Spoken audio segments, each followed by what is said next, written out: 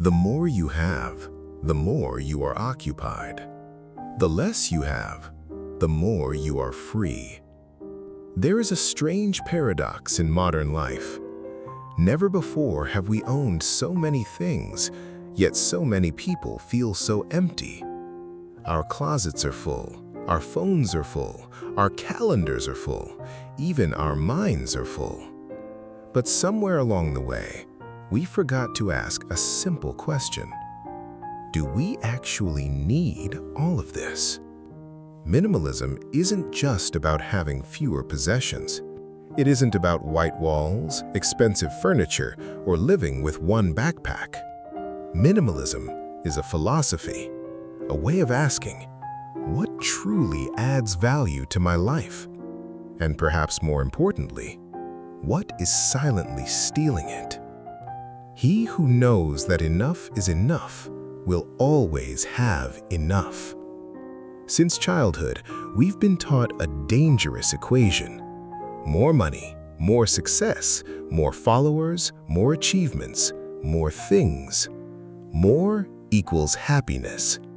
Yet history tells a different story.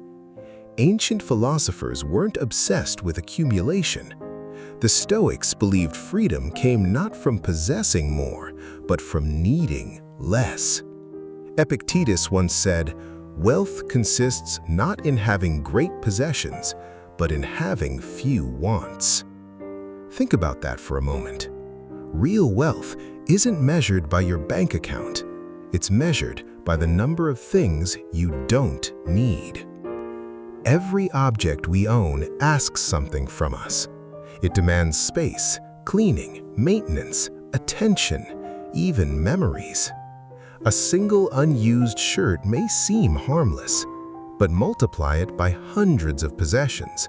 Books you never read, apps you never open, subscriptions you forgot, old conversations, unfinished dreams. These become invisible chains, not because they are heavy individually, but because together they quietly occupy your mind. The Japanese have a beautiful concept called ma. It means the meaningful empty space. In music, silence creates rhythm. In painting, empty canvas creates beauty. In life, perhaps empty space creates peace. The things you own end up owning you. Modern society rarely sells products, it sells identities.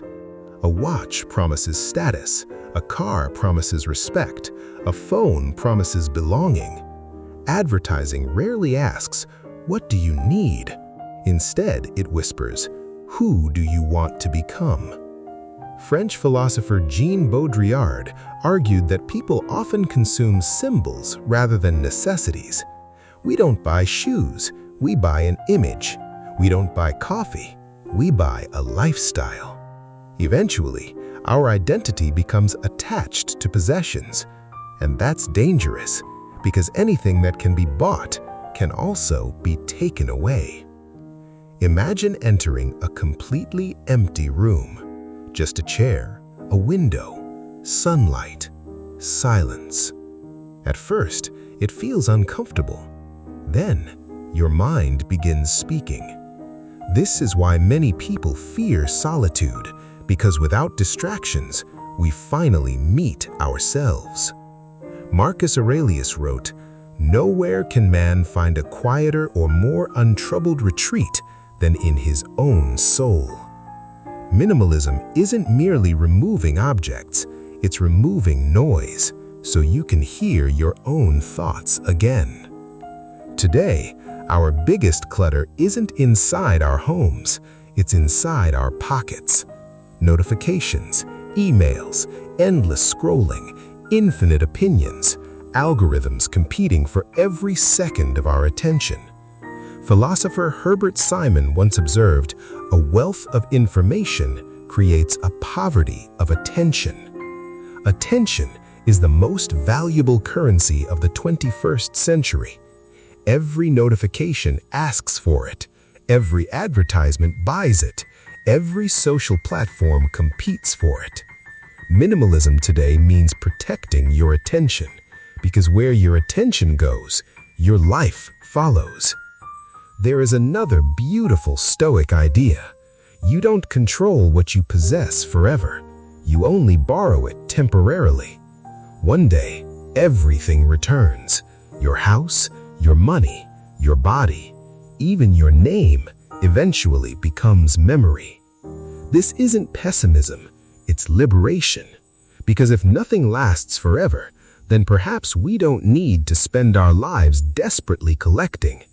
Perhaps we should spend them experiencing, laughing, learning, loving, being present.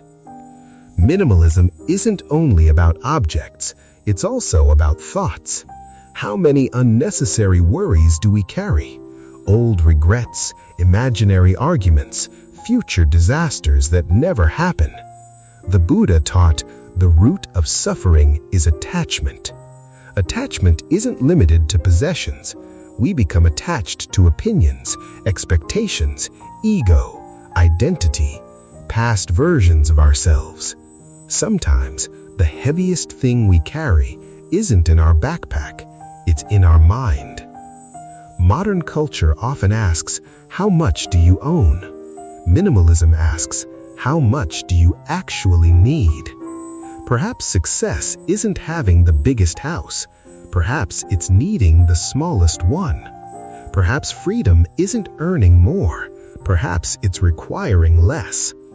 The Roman philosopher Seneca wrote, "It is not the man who has too little, but the man who craves more that is poor." Read that again. Real poverty may not be lack, it may be endless desire. Imagine waking up tomorrow and losing half of everything you own. Would you still know who you are?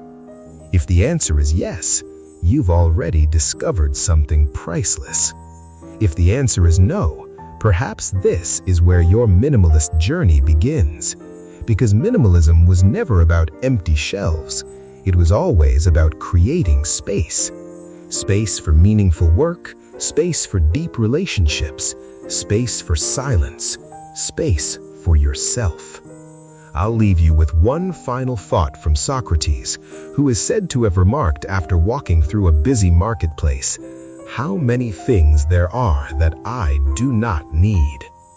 Maybe that's the secret, not finding happiness by adding more, but discovering how little was necessary all along. Thank you for listening. Until next time, take care of your mind, protect your attention, and remember, the richest life is often the one with the least unnecessary things.